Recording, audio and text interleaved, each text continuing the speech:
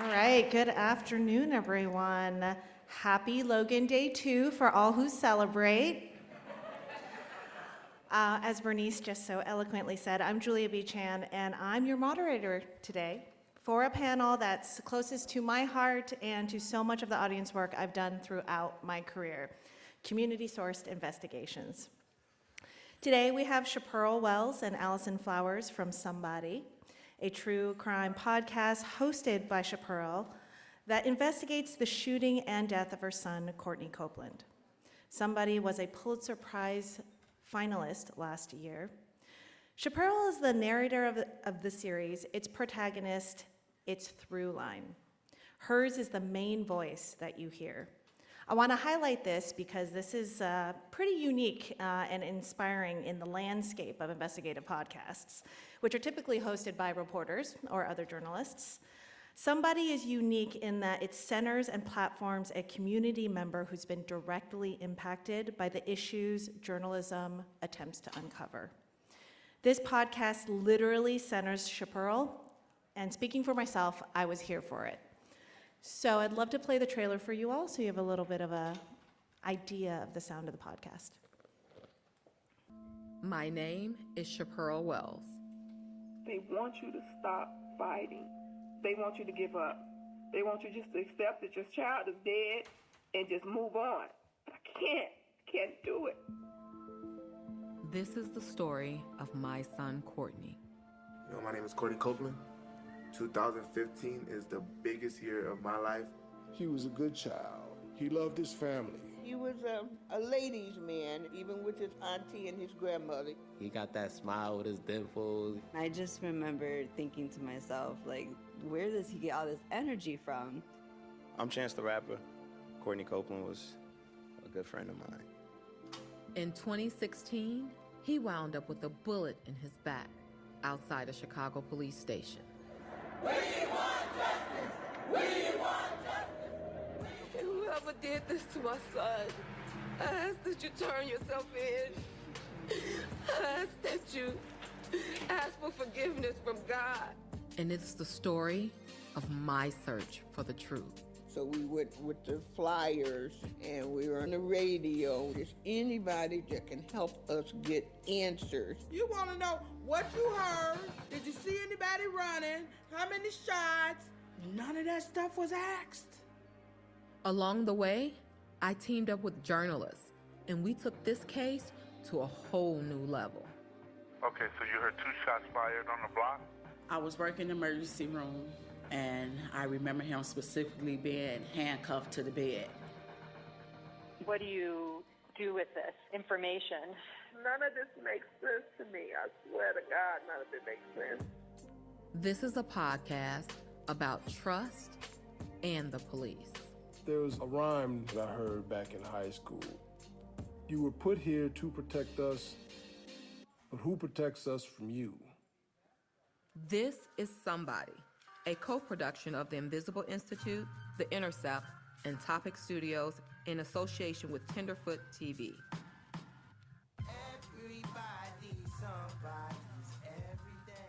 That's Chance, by the way. So Shapearl's partner in true crime in Somebody was Allison Flowers. Allison is a journalist and producer at the Invisible Institute, a nonprofit production company on the south side of Chicago. She is a 2-time winner of the Hillman Foundation's Sidney Award. Her 2016 investigation into how Illinois' felony murder law can obscure police misconduct contributed to an amendment of what had previously been one of the most damaging and expansive felony murder statutes in the country. Allison is also an author and co-produced the Showtime documentary 16 Shots on the police killing of Laquan McDonald. Also on the panel today is Mazin Sid Ahmed, the founder of Documented, a nonprofit news site devoted solely to covering New York City's immigrants and the policies that affect their lives. Mazin previously worked for The Guardian US, The Guardian's award-winning mobile innovation lab, Politico, and the Daily Star in Beirut. He's covered a wide range of topics from surveillance, criminal justice, and hate here on US soil to the Syrian refugee crisis and weapons transfers in Lebanon globally. In New York, he's covered elections, hate, the plight of migrant domestic workers, housing, and city politics, which brings us full circle back to Documented, the local newsroom he launched in 2018. So Mazin, I'm gonna start with you today. Happy Logan Day too. So in response to the question, why engage with the audience? Documented's answer is, they most likely know more than us, period. I think there's so much to unpack here. Historically, news organizations have been in the position to be the decider of what we needed to know. And as consumers, we didn't really have a lot of options, but now in the digital age, we have hella options. You're in the bay, get used to it. And how we as journalists make editorial decisions matter to our audiences and internally, because resources are limited. So Mazin, so much of the journalism you're doing at Documented is informed and inspired by your communities. And your journey as a news organization mirrors a lot of how the industry's journey with its audiences has also evolved. I'd love for you to walk us through some of that journey.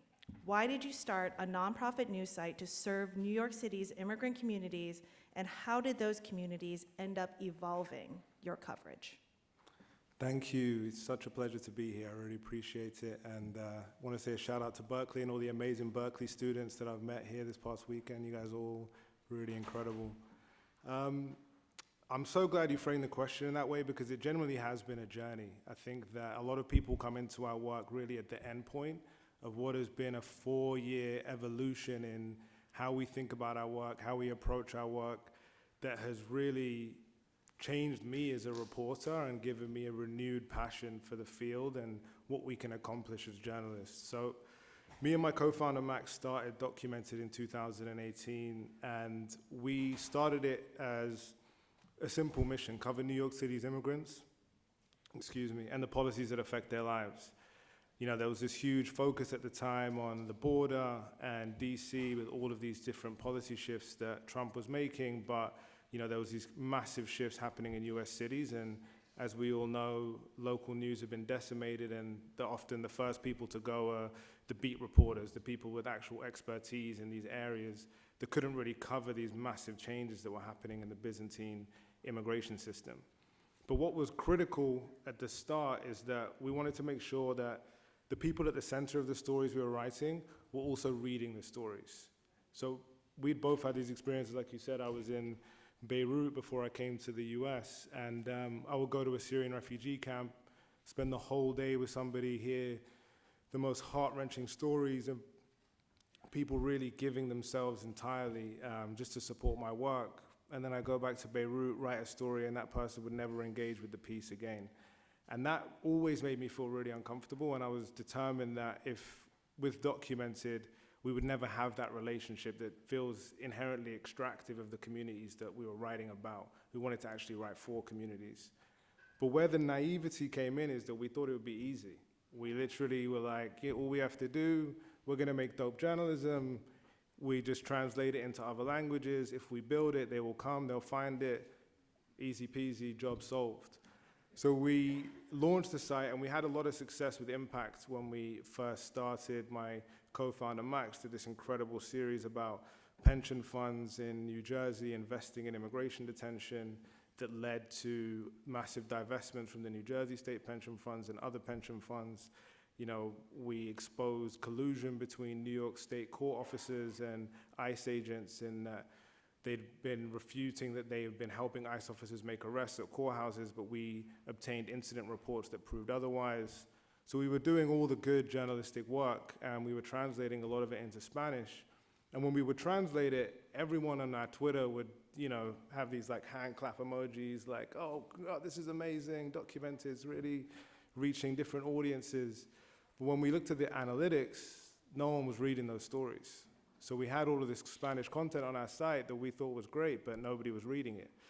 So we ended up actually partnering with a local graduate class at NYU, this program called Studio 20 that has like mid-career journalists, to do what you call an information needs assessment. So that is actually surveying different people that you'd like to reach and understanding Where do they get their news? What do they think of the existing news coverage that's out there? What would they like from a news product? And there were two students in that class, Nico and Nicolas Rios and Aldana Valles, and they focused on undocumented Spanish speakers living in the New York area, which I actually thought was just way too broad of a group to focus on and that wouldn't really result in anything. But what they found was fantastic. Basically, they went and did a bunch of surveys and came back to us with 3 bullet points. Number one, everyone that they spoke to said that the way that they were covered was either as victims or criminals, and they didn't feel represented in any of the coverage that they were seeing. Number two, what they wanted was information about how to access and navigate government resources. And number three, mainly they were getting their news through informal group chats on WhatsApp. So they were like, why don't you create, as a news organization, a newsletter that's distributed via WhatsApp in Spanish that is targeting undocumented Spanish speakers in the city?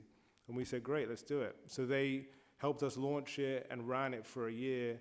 And this was in 2019, like January 2019. And the first year was like a slow build. You know, we were tabling at block parties, meeting people in the community at different community events, letting them know about the phone number, and gradually the group was growing, but there wasn't much of a two-way communication that we actually wanted to foster with people who subscribed to the news service. But then obviously the pandemic hit in 2020, and the news service just exploded. You know, the need became so acute. People were now Googling and finding our number and messaging us like questions. How can I get access to food? How can I get access to money? I'm undocumented. What happens if I go to the hospital? So like a lot of news outlets across the country, we turned into a rapid response information platform where we were taking people's questions, going to experts, finding people's answers.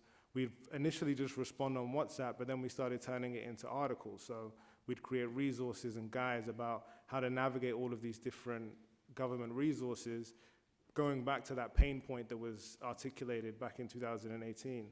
And the response was huge. You know, the list continued to grow as we continued to deliver on what people were actually asking from us. People would respond with thanks and other information or questions that they had. And over time, we started to build a real devoted following among a group of people who identified as undocumented and were communicating with us in Spanish.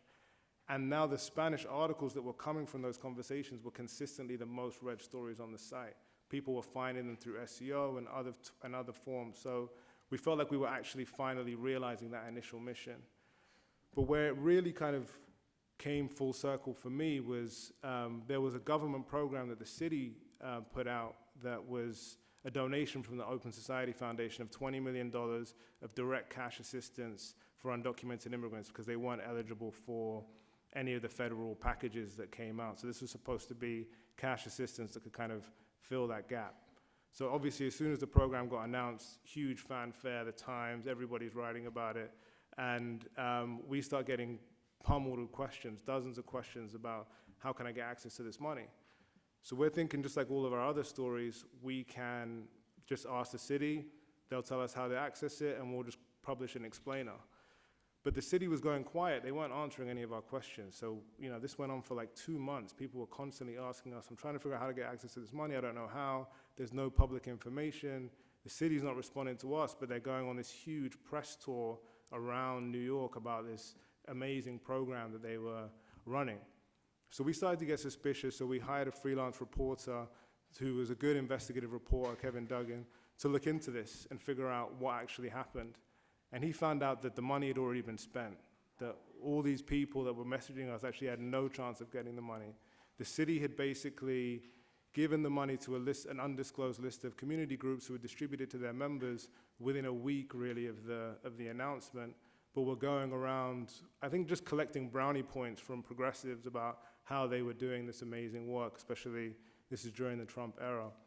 And when we published that story, it was a real inflection point for me because this was now, we were using accountability journalism and investigative tools to be in service to the community, not just publishing service journalism, which is incredibly important, but we'd built that level of trust so that we could start producing even more impactful work. And that was a moment where the story in Spanish actually performed way better than the story in English. The story in English did okay, but the Spanish version of the story caused a huge conversation on Facebook about the program. You know, people were furious. The city was furious at us, but people were furious about the way the program was administered. And I think that's really the power in this methodology, and that's what I mean when I say it's really reinvigorated me and made me passionate about journalism, in that a lot of investigative journalism and a lot of the journalism that I produced when I was at The Guardian or other places, it was never really for the people who are most affected by these issues. But if we actually ask people, what do you want us to investigate? We can use our journalistic skills to produce something that will be consumed by the most marginalized communities. And I think it's incredibly powerful. Thank you. I would love to take what we just heard, which was really hearing how a newsroom came together to really listen to its audiences, and how the communities then in turn helped to inform and inspire and, quite frankly, engage in a way that just made the output, which was the journalism, that much better, in a way that actually served the people contributing to it. To zoom in on an individual. So Shapearl, you are a community member who became a journalist while you were investigating the death of your son. You didn't just inform and inspire, you did the work. And so much of that journey you shared, A, illustrated how good you are at it, and B, gave us another example of how bringing your lived experiences into this work, into journalism, isn't a liability, but a benefit. You not only told us your story, but you helped to shine a light on larger themes that impact communities in Chicago. So your work, your story, took you to the communities around you, literally around you and where your family live. I'd love to hear more about that. In Somebody, we heard a lot about how teaming up with the Invisible Institute got the attention of police and helped with some of the journalistic logistics, if you will, like filing public records requests. But you as a community member, you had a different kind of access. When you look back at your investigation, how do you think about the role your communities played in your work? Well, I would definitely say that the community assisted us in gathering the information that we needed to know that something else happened to Courtney that night. I would say that initially, probably hours after my son was pronounced dead, we were already on the streets, going door to door, looking for broken glass. We were looking where we thought that he would be, where he would park, and we had started to put together the timeline for Courtney within hours of his death. And I think that the community that helped us was his friends, people in the neighborhood. We went door to door, we were knocking, we were putting out flyers, we were trying to engage with anybody who could give us any information. And as you well know that, you know, crime in Chicago is very rampant right now. And so at the time, you know, people had some apprehension of speaking to us, and it was like gangbangers running around, and they were threatening us, but it didn't matter because we felt that Courtney deserved justice. So I think that this whole investigation was fueled by the love for Courtney. And so it wasn't just my love as a mom, but his friends and his associates, his family, everybody. It was just, he was the driving force behind us. So it didn't matter what we encountered or what threats we came against. It was important for us to get the information about what happened to Courtney that night. So back to those logistics that we just talked about, because those two things needed to really couple to really create the investigation that you and Allison went on to really develop. Allison, in Somebody, we learned that Shapearl came to you and the Invisible Institute. Are there other ways you and your fellow journalists connect with community members to help them tell stories? So the Invisible Institute does human rights reporting, and so we always start with the injury of the individual. We center that in our process, and we are seeking a public acknowledgement of that harm, which is a process we internally call narrative justice. Shapearl actually came to us through the most traditional way, which is she sent us an email through our tip line. That tip line was created after my colleague, our founder, Jamie Calvin's series Code of Silence ran, and he and the Invisible Institute became known around Chicago and elsewhere because of his work and our work on the Laquan McDonald case, the teenager who was shot by police 16 times front and back. And so it was in that context that Shapearl came to the Invisible Institute. But she came to us a full year after she had been investigating this case on her own. And it wasn't just the door knocking and the community investigation that she put together, but she also gathered a lot of records that is essentially the type of thing that was appealing to us as journalists when she came to us. The first meeting, she had a huge stack of documents, and she was able to pluck out the right one that she needed to illustrate the point that she was making. And she also was able to zoom in on the suspect things and the discrepancies about the case. It bothered her that Courtney was said to have been shot in his car, but there was no blood in the car. It bothered her that even though he went to the police for help after he was shot, he was handcuffed when he arrived at the hospital. And also, when she wanted to get video outside the police station showing his encounter with police, she was denied, which was why, after a year of investigating the case on her own, conducting interviews, meeting with police, recording her meetings with police, which we'll talk about in a little bit, she came to us for help. And what is not traditional about the process and the way that this probably differs from how most of us are used to doing the work is that we really partnered with Shapearl every step of the way. And I mean every step of the way. She weighed in on drafts of scripts. We showed her the work product before it went to press. And I know that's a big no-no in journalism, and I think the fear is that, oh, you can't show it to the source because they're gonna try and make changes that favor them or something like that. And I think that's really the wrong instinct to have, because Shapearl made everything better. She caught our mistakes, she caught our errors, she improved everything that we did. And we were all trying to search for the truth. And we talk a lot about advocacy in journalism and how we don't want to be advocates, but let's be advocates for the truth and telling the truth about the conditions on the ground.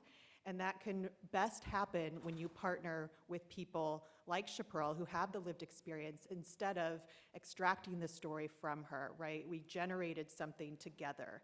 And so she was included every step of the way, and it produced a better story and a more effective investigation that way. Thank you. Let's dig a little bit deeper. Let's get into the portion where we really nerd out here, because this is the crowd for it.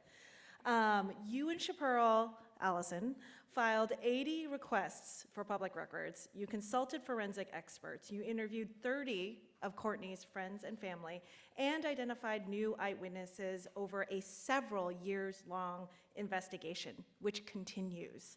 So let's talk a little bit more about this breakdown of what traditional investigative techniques you all used and what aspects of your approach really broke from tradition. And we're going to be playing a gallery behind us here of some of the ways in which this investigation played out. So we already referenced the door knocking, which Shapearl had already done. We did that again together. I don't come into the podcast series until episode 3, so it's all Shapearl's investigation from the beginning. But we also decided to door knock the paramedics in the case to try and get insight into the handcuffing. Do you want to talk about that? Yes, so basically Allison was like, hey, we were able to locate the paramedics. Do you want to go and speak with them? I was like, of course. I want to go out there and I want to ask them, first of all, why did it take y'all so long to get my son to the hospital? Second, who handcuffed my son?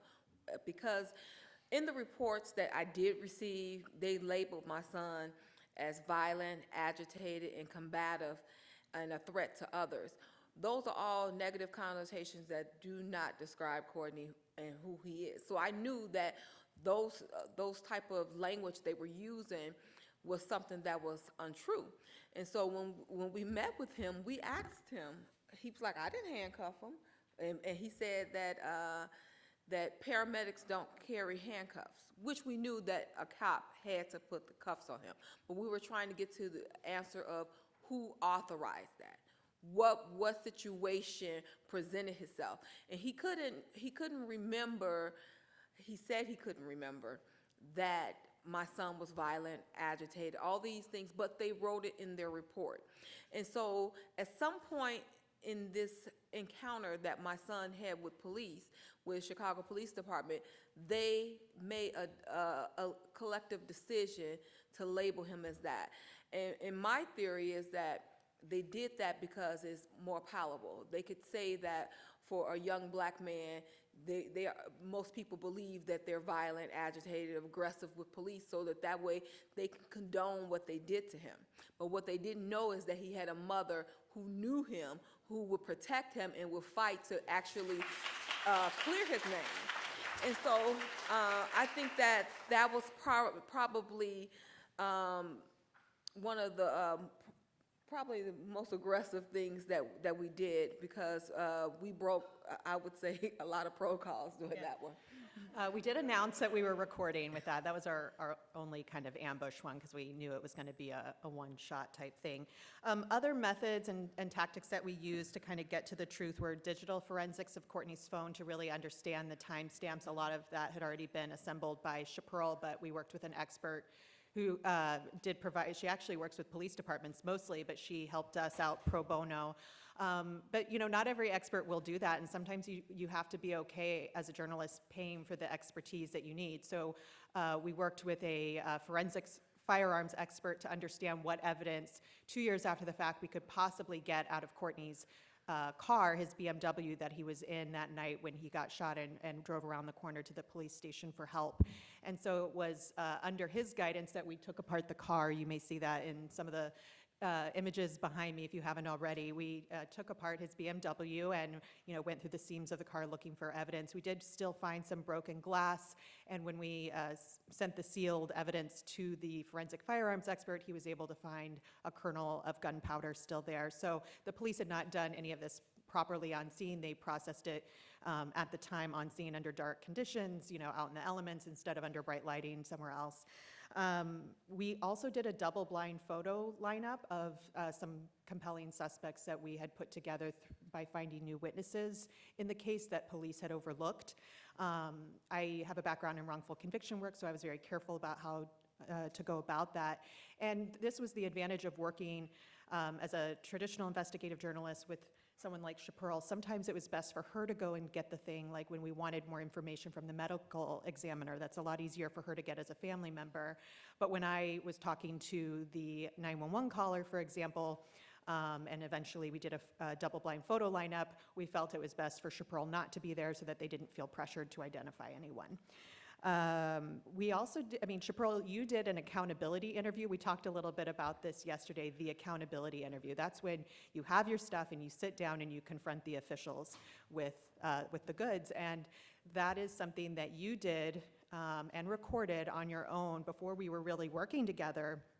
I'll say before we play this bit of tape here that we did think carefully, thoughtfully, editorially about how to, and if we should use this tape. And we decided, one, Shapearl recorded it on her own in her capacity as a mom and as a citizen and investigating her son's death. So it felt really like legitimate that way. As journalists, we might not have gone about it the same way, but she had it and came into the interview or into the investigation with it. And it really became sort of the centerpiece of the podcast, and perhaps why the podcast is a podcast, because it's such a powerful exchange that you'll hear in a second. But we also looked into the legality of it and the ethics of it.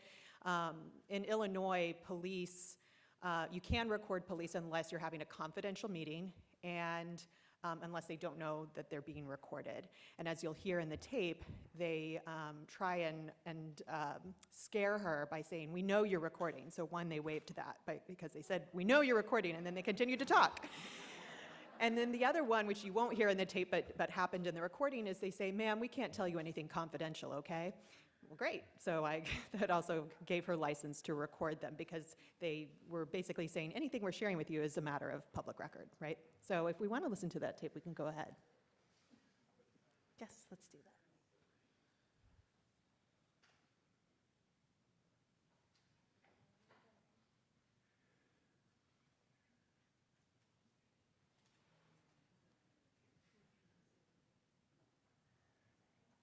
should have sent you a clip.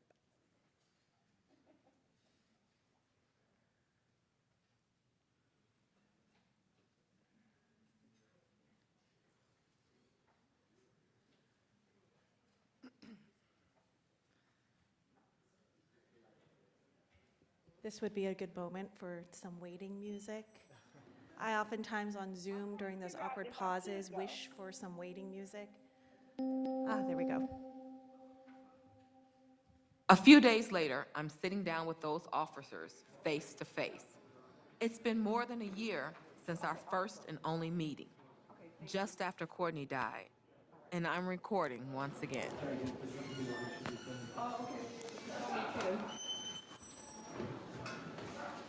When I first heard Shapearl's police recordings, I was disturbed by the way the officers spoke to her, a grieving mother. We want to make sure there's context to everything, so we're going to let large, unedited chunks of this tape play out.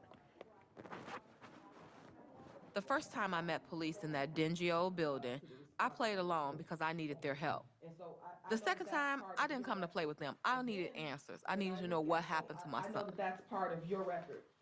We sat across from each other from the conference table, whiteboard, vending machines, and fluorescent lights.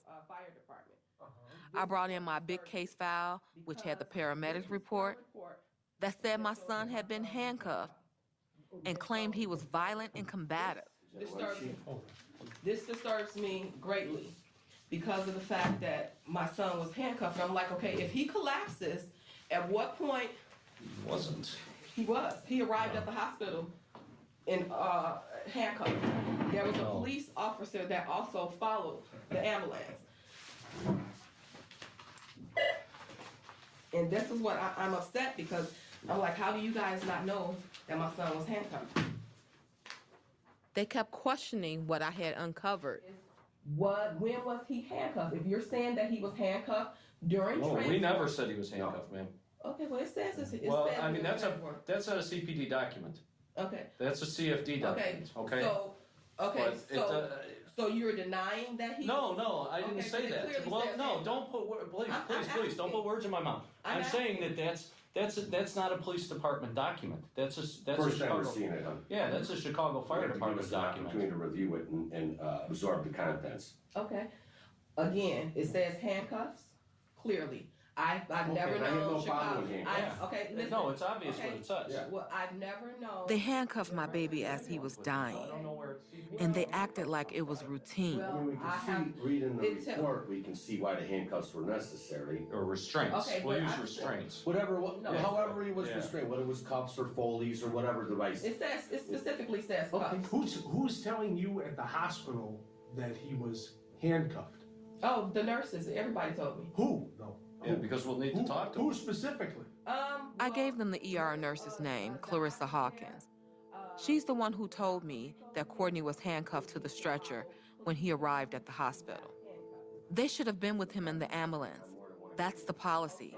Completely possible that that's also. Again, if you put handcuffs on a patient, you would also then in turn put that information into your file that said that this person was handcuffed. I've never done that. Why not? Why would I? Why wouldn't you? Is he under arrest? Yeah. Who knows? You tell me. He was never under arrest. Your son was innocent. I don't know. But I'm telling you, your son. I don't know. Your son was. It's a lot of things that you told me that have not panned out. Such as what? In regards to his, in regards to him, well, here, I have some. No, you're saying a lot of things. Tell me what. I'm going to give you what I've been investigating in regards to this case. Okay, go ahead. Okay. I felt angry. I felt like they were gaslighting me, like they were just sitting here lying in my face, even though the proof is right in front of me. So again, at one point in time, from him. And what does that have anything to do with us solving who shot him? No, I'm saying. What does that have any, from him John, does that have anything to do with solving the crime? No, the bottom line is. So it's not probative evidence? No. Why is so it's probative What evidence? they're saying is the fact that he was handcuffed had nothing to do with solving his murder. It's not probative evidence to solving the crime of who shot your son, ma'am. Okay. Which is what we want to do. Okay. Which is Well, our I want end the whole goal. story. Which is our end goal. Okay, so what this tells you, I'm more than confident. No, it doesn't So, sound like it. well, you know what, I'm just kind of this way. Okay. Because Back and forth, back and forth. This could have gone on forever.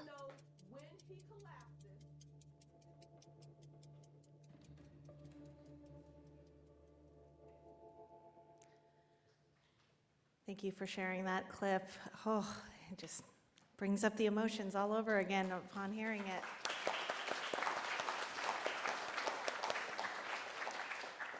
I think one thing I want to highlight before we get to more questions really is just hearing how the community has contributed to this kind of out-of-the-box thinking. A lot of, more traditional journalistic approaches to the work are being challenged by our audience members, are being challenged by communities that don't feel served or heard. And I think we're hearing about so many different approaches between, the investigation in Somebody and the work happening at Documented. Mazin, what I'm hearing from your communities is that they have inspired entire areas of investigation based on trends and patterns that they're emerging. And, the same goes for Chicago PD,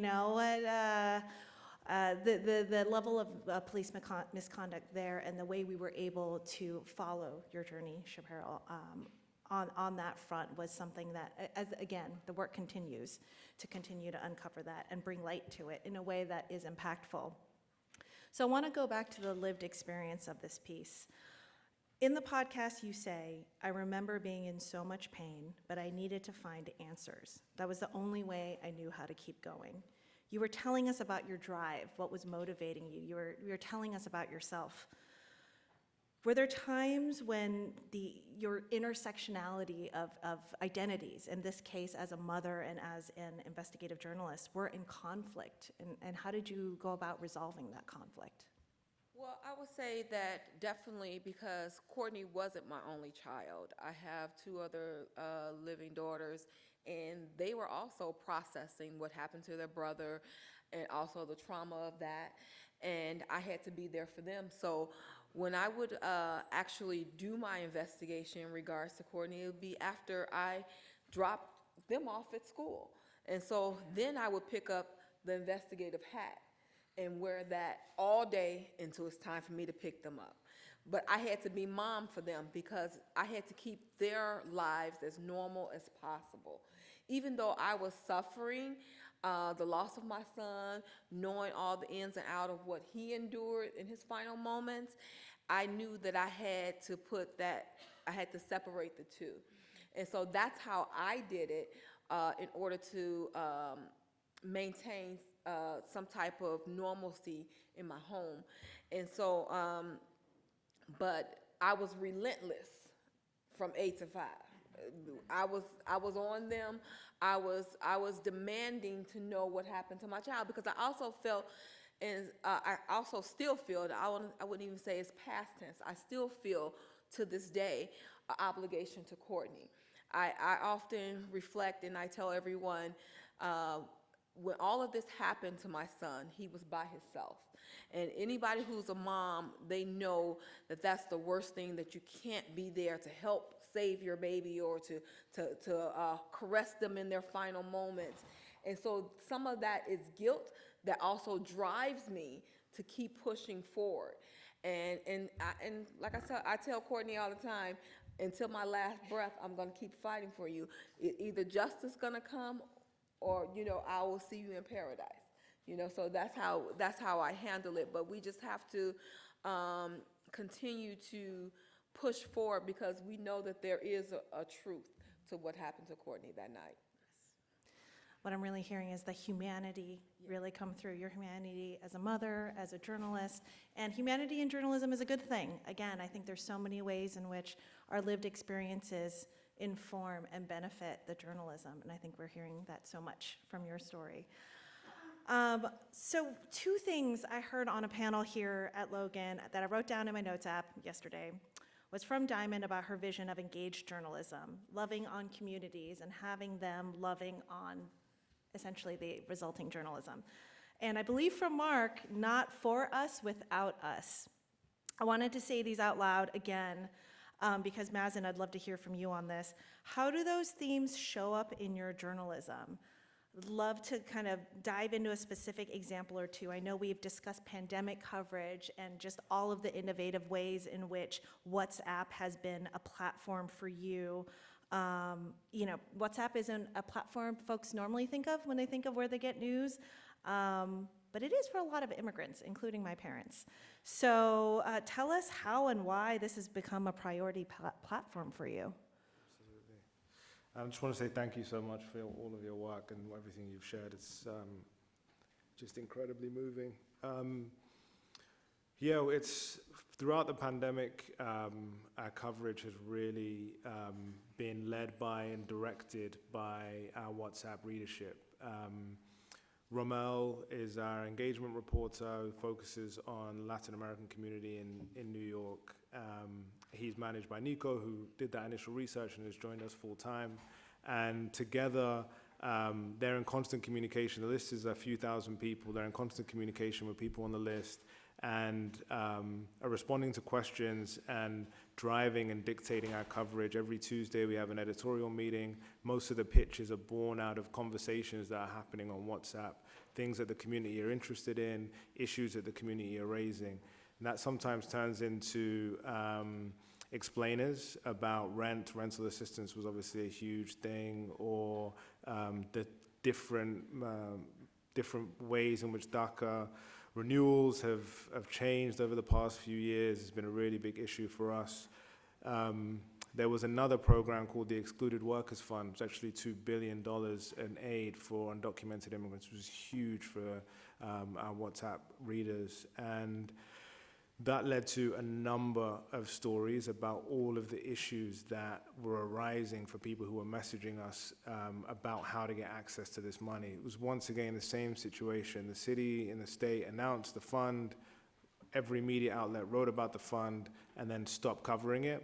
And then after that, the real work started for us. People were messaging us about the consulate not bribing people, asking for money in order to get interviews so that people could get their passports renewed to get access to the fund, about accountants who were scamming undocumented immigrants and charging them to apply for the fund. After people received money, we were getting messages about people having their money stolen, and the company that the state had contracted with to distribute the money not refunding people after their money was been stolen through ATM scams. So this was just a huge focus of our reporting throughout the past 12 months, and all of it was born out of conversations that we were having with our community on WhatsApp. And like I said, they're basically dictating, and they're a constant voice in our newsroom.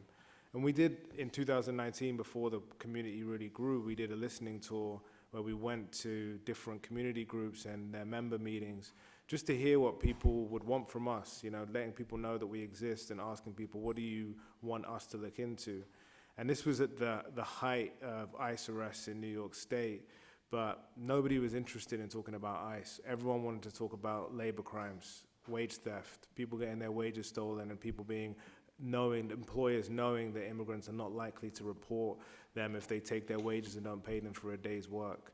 And this isn't something that most outlets, when they're focusing on covering immigrants, would really focus on. Labor's always been core to our coverage, but since those meetings, we've had a renewed interest and focus on making sure that we do wage theft coverage right. And we're partnering actually with ProPublica's local reporting network this year on a project focused on wage theft specifically in New York State. So like I said, it's been an amazing experience for me, and just knowing that we're actually doing work that's useful to and impactful to undocumented immigrants living in the city, and it isn't just about them and extracting from the community, has been really rewarding. Thank you. It sounds like documented in a lot of ways, and somebody.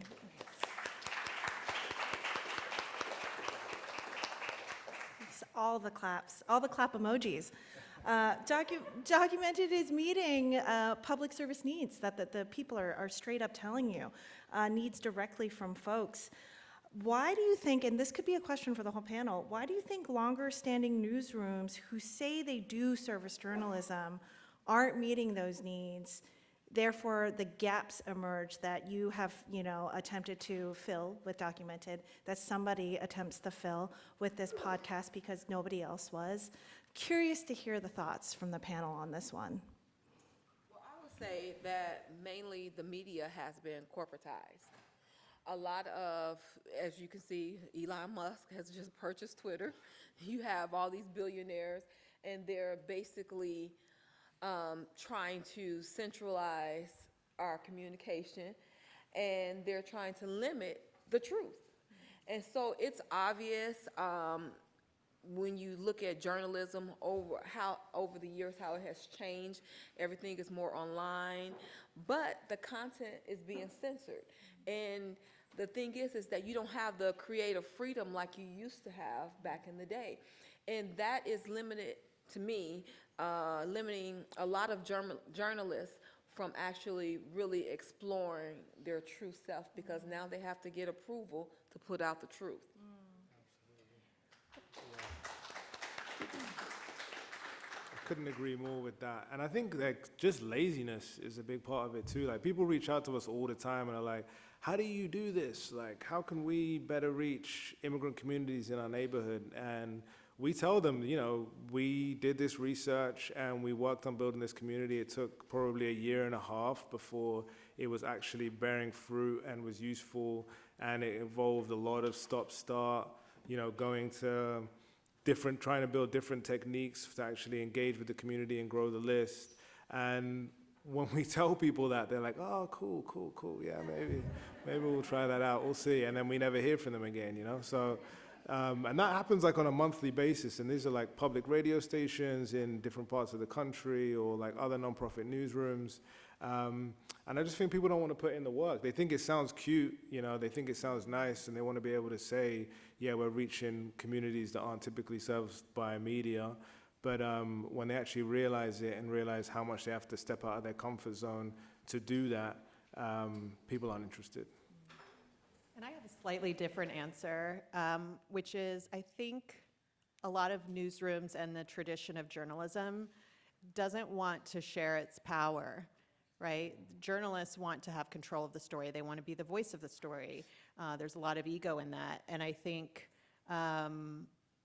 not every story can you center a source, or is it suited to center a source like Shapearl. And, the categories blend a little bit, right? So she's part mom, part journalist, part investigator, part source, part host. But I was thinking a little bit yesterday about, are we serving the story or are we serving the source? And I think it actually just depends. I think in this case, I was trying to put our skills and our talents at the service of her experience, and to find the truth about what happened to her son.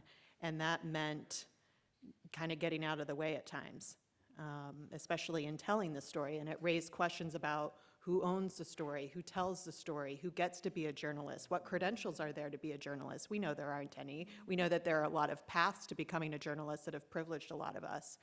But what would it look like if we opened that up, if we partnered and shared our power more with others to tell their own stories? We've certainly seen those models before with StoryCorps. Radiolab has experimented with that. Audio is a great space to do this in, but it's definitely something that can improve our journalism if we have the courage to do it. Thank you so much.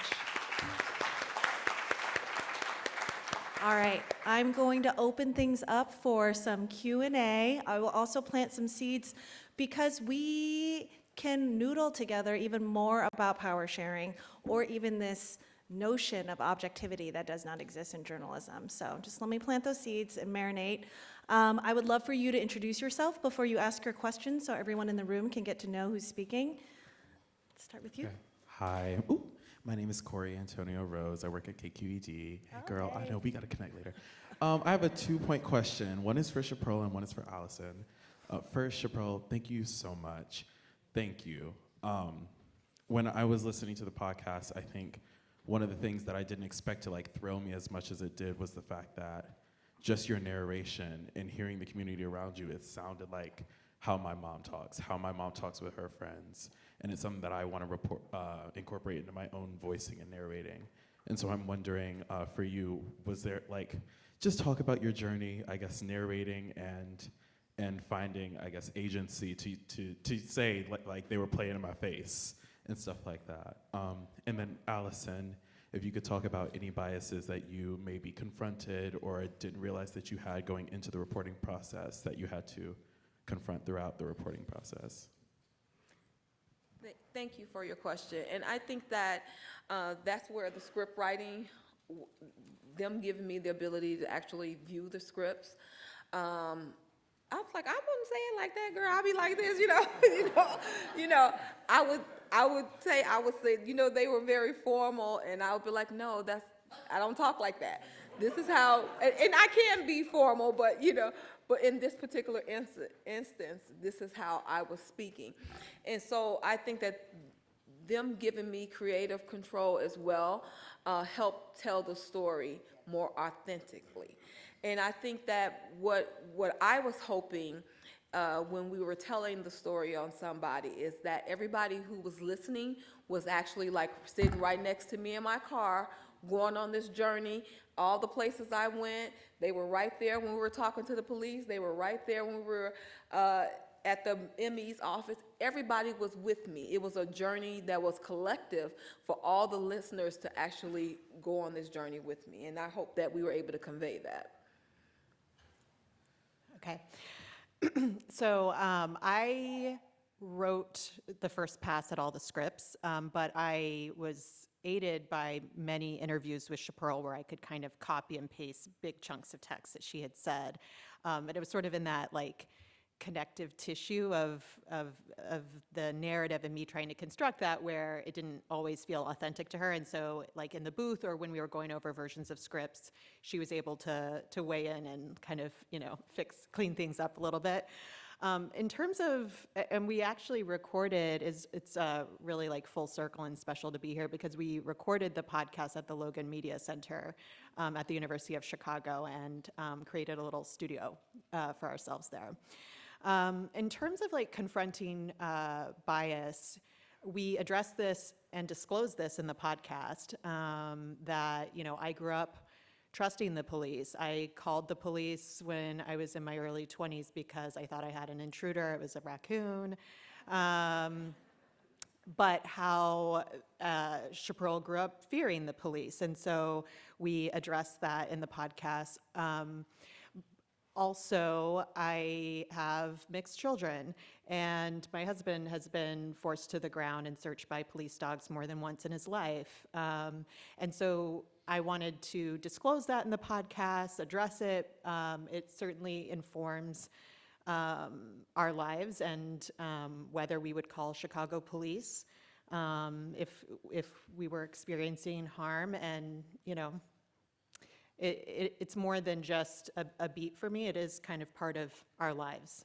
So that's something that I reckon with in the podcast and in my own life. All right. Lots of hands. Hi, my name is Queena, and I teach at the school, and I also work at Reveal, and I'm a big fan of the podcast, so thanks very much for making it. I did have a question about, I don't think I'm giving too much away about how the podcast begins with the warning that the Chicago police weren't implicated in the shooting. And I was wondering what that conversation looked like, and I was really interested in the idea of keeping it in, because I feel like in a traditional journalist or newsroom, you would have investigated out that line and been like, you know what, it didn't pan out, we're not gonna put this in there, for many reasons, right? But you decided to put it in, and I totally see why that also happened, because the world that you're trying to create. But could you talk about that conversation a little bit and what you guys wrestled with? Yes, so our podcast was not behind a paywall. We wanted it to be accessible to everyone and to people who would be affected by state violence and in the communities that we cover. And it was important to us to not be behind a paywall. We were also trying to sell the podcast at a time when police accountability wasn't as trendy, and it was actually just a hard sell. And because we weren't going to be behind a paywall, that meant that you have to have ads, and it's actually hard to sell ads against a podcast like this that aren't icky and gross. So our distributor was iHeartRadio, which was great because it brought this to a huge listenership, radio all over the country, and and we feel a lot of Black listeners as well. They had never done an investigative journalism podcast before. And their lawyers were also really conservative Southerners who didn't like that we were criticizing the police in this podcast.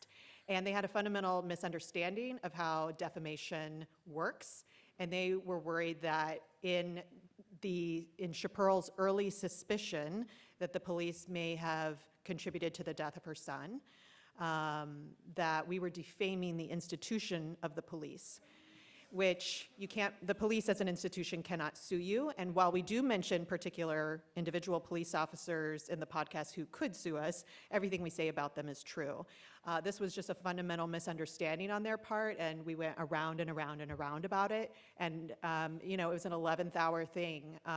We sold the podcast like 2 weeks before it came out. And I remember calling Shapearl and saying, I'm not going to read this disclaimer. You don't have to read this disclaimer, but if you want to walk away from this, we can, and we'll figure out another way to distribute this, in the heart of the pandemic. And Shapearl, do you want to take it from there? Yeah, and my goal has always been to get Courtney's story out in front of everybody who would be able to listen, to really expose. I think that we expose so much more, and ironically, I think the disclosure actually helped, because it actually it made it more interesting. Let's go in here, and I tell people all the time, they're still not exempt. I did not that disclaimer does not exempt them, because we know that there are things that they did do, and that we could legally prove that they did do. Only thing that we can't say is that they pulled the trigger. Did they pull the trigger? We don't know. That's a still unknown entity of what happened to Courtney that night. But what we do know is that when he encountered Chicago Police Department, they did nothing to save his life. And that's what you always hear me say. I'm going to go with someone not KQED, if that's okay, Suki. Let's go in the middle here. Yes.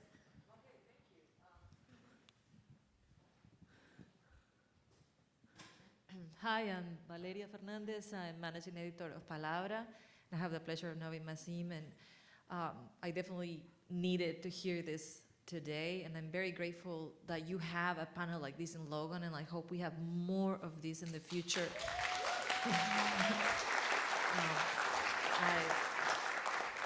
More community voices. So how do we get there? Little plug, in Palabra, we started something called Altavo's Lab, and the idea is to support community publications with journalists that have this kind of relationship with communities, that they know the community in a way that you came to know it with Documented. And they have the passion, but they sometimes don't have the funds, or somebody like you did, Alison, to work with them to tell the stories and do stories about accountability, which are, I think, so important to democracy, which we were talking about this morning. So any ideas that the three of you could have about how could we support more of this work, and not just the journalists, but also community members like you, Shapearl. And thank you so much for sharing everything that you did today. I'm a mom, and it really touched my heart. I think that the way that because I can only speak about Chicago, and I think that because the relationship between the Chicago Police Department is so broken, we have no trust. We have no, I would say we have no confidence in them right now. And so we have to seek people like the Invisible Institute in order for us to even get accountability for our children. And one of the things that Allison talked a little bit about is the policing report that allows us to see what type of violations the police officers have, so that this accountability that is helping us to actually build relationships. And so in Chicago, we have to think about policing totally different. because they're on the defensive, and so are we as a community. And so I think the journalists can make a bond in between, because they can talk to police and they can talk to the community. So I think that it's about being familiar, in what's great about the Invisible Institute is that they also go into the community. So they're not just, people who are just telling a story about a neighborhood, but they actually live in the neighborhood, they know, and they actually are people, feet on the street, boots on the ground. This is what real journalism is supposed to be. You have to be on the ground, not just going here for. One of the things that I noticed after I lost my son is that day I must have had every news station at my house. I don't even know how they got my address, but they got my address, and they were all outside, camped in front of my home, and everything like that. But who stayed? And so when you have those type of relationships with journalists to find out, because the families are suffering, and they are desperate for answers and wanting to know. And so if I call Channel 2 or Channel 5 right now, I wouldn't be able to get anybody. But if I call Allison gonna pick up the phone, Shapearl, hey, what do we need to do? And so this is the type of relationship building that I think that a lot of small journalists could actually make it bigger, to really tell a story about what's happening on the ground.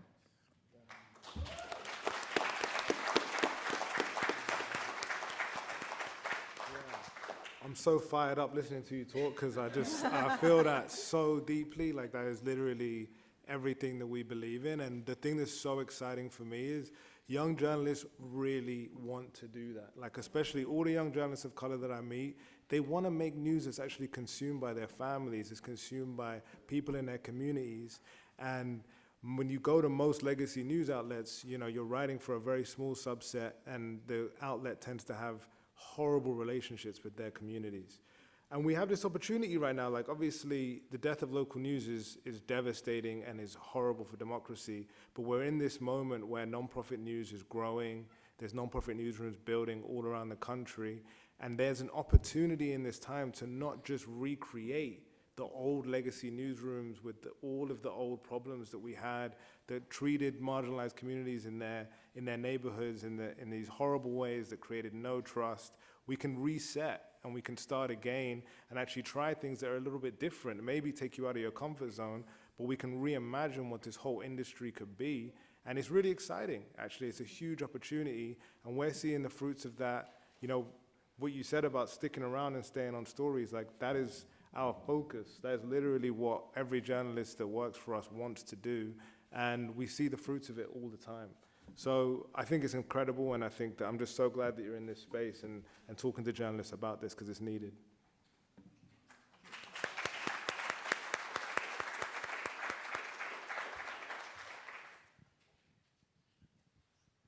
Hi. Thank you. I can't thank you all enough for the presentation, and your work is incredibly moving. I'm Hayley Willis. I work in visual investigations at the New York Times.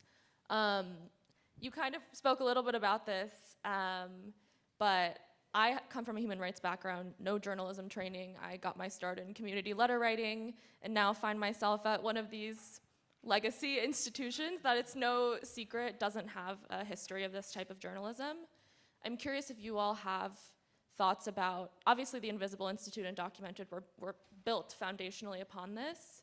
If you have thoughts about how young journalists can kind of message up the value of this type of journalism to folks that kind of hold what's clearly an outdated ideal based on the caliber of your work, that working with communities in this way is, a conflict of interest or something.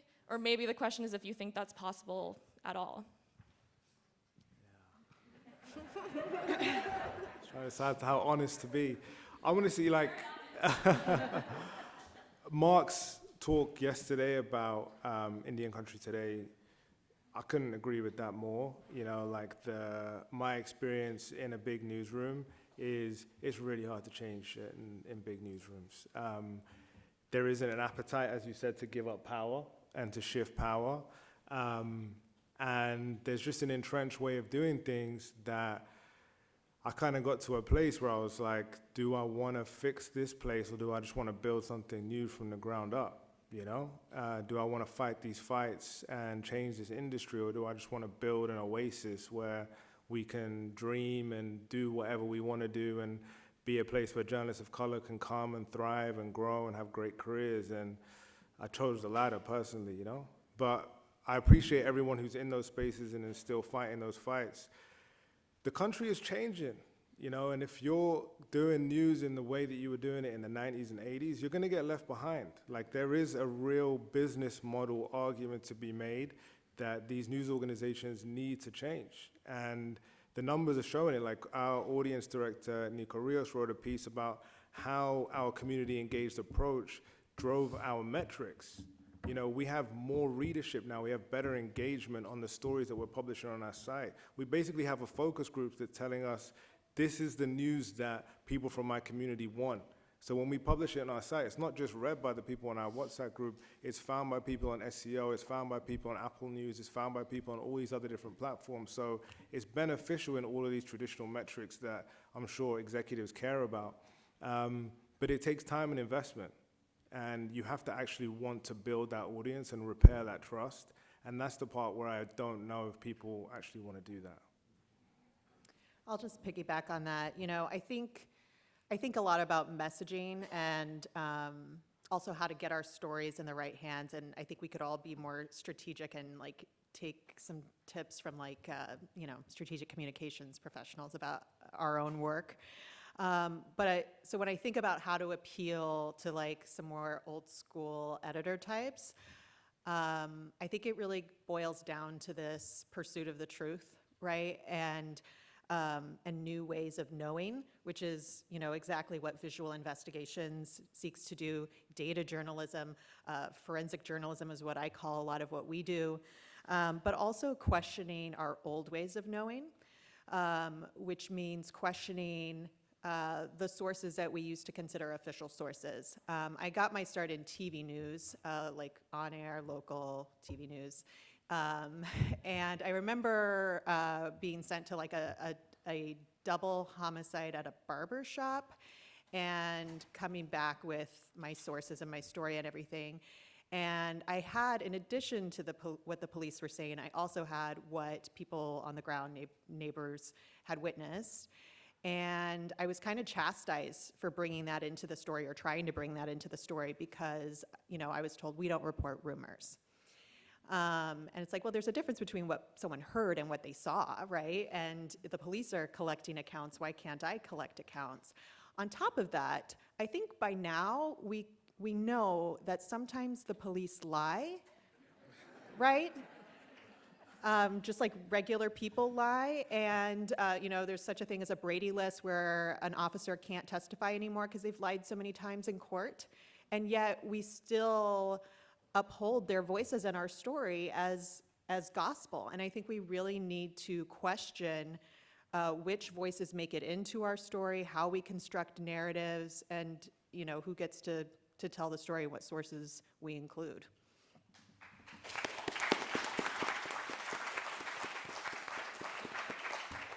All right, we've had enough diversity in newsrooms, so we can go back to KQED.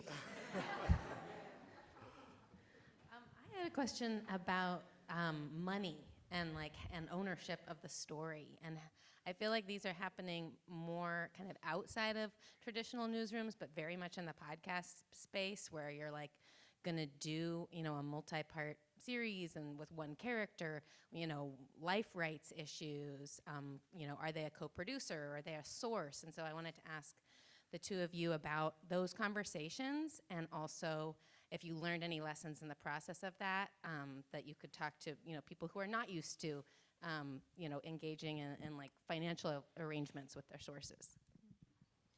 So I'm going to make a lot of people really uncomfortable. We paid Shapearl. We paid Shapearl. Shapearl did work. She did labor, not just the investigative piece. She hosted. She was in the booth for hours and hours and hours. We should not expect her to do that work for free.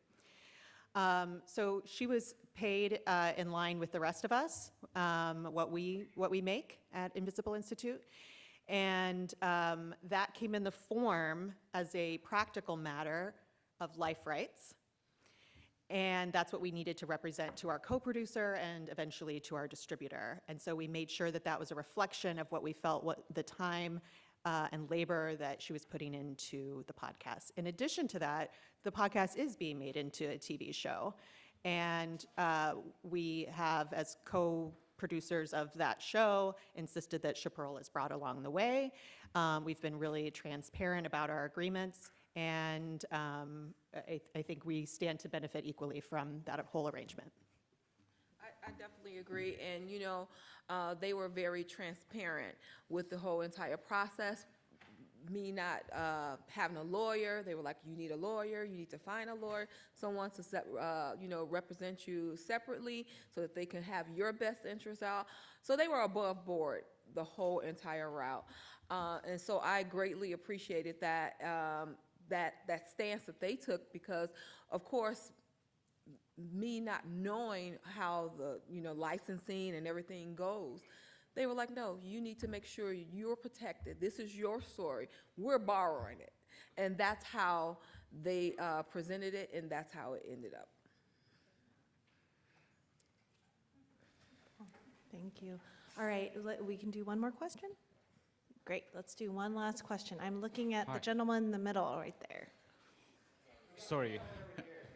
Oh, okay, gentleman to the right. Sorry.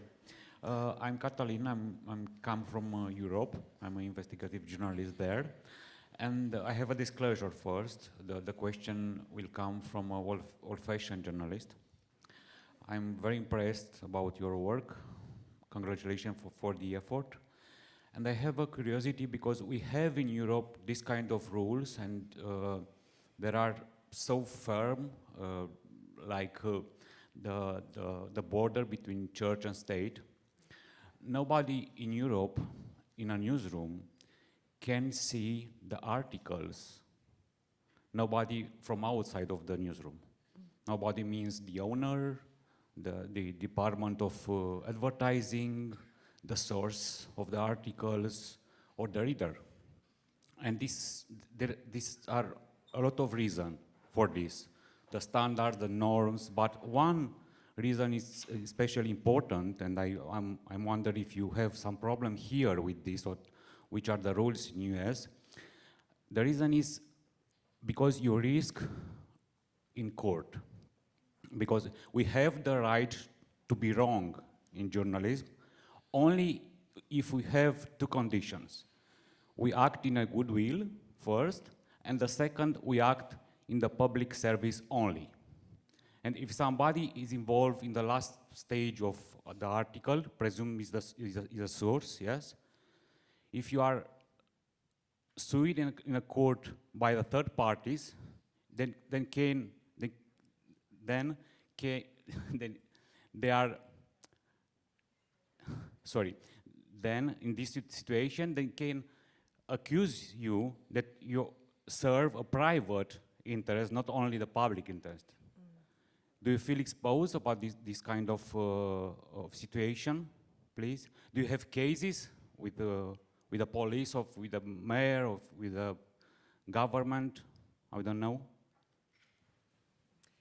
Okay, so we have something similar in Illinois, which is you can only fight a subpoena in court if you are a journalist and you didn't waive your privilege along the way. And you waive your privilege as a journalist if you, for example, were investigating a wrongful murder conviction, you have some findings, and then you only give it to like an innocence or a defense attorney instead of to both sides of the case, or you publish about your story. And so that's something that we're really careful about at the Invisible Institute.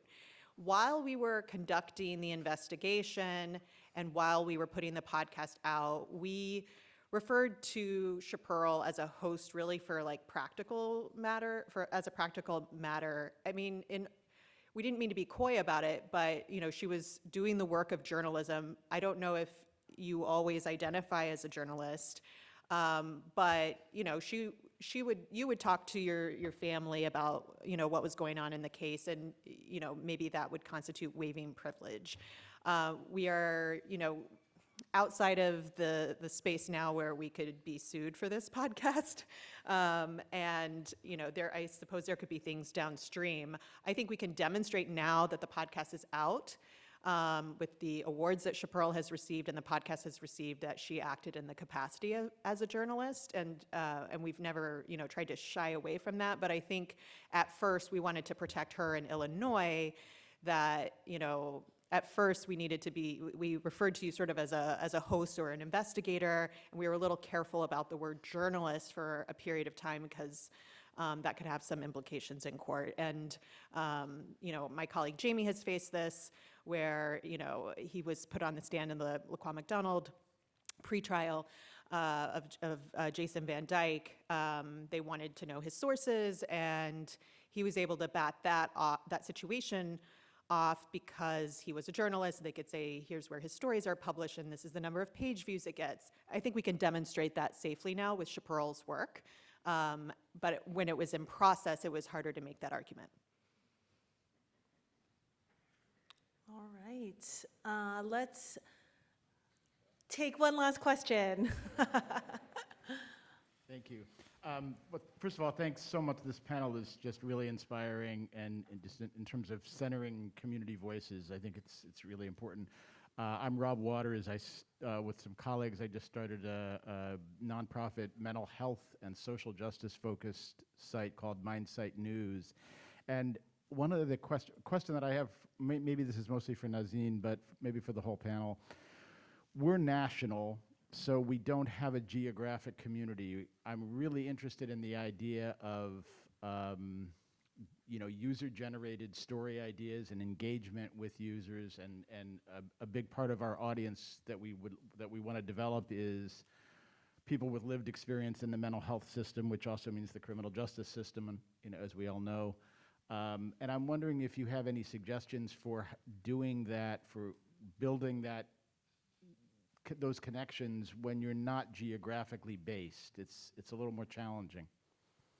Yeah, absolutely. I think it's an important question. I think some other national organizations are grappling with it.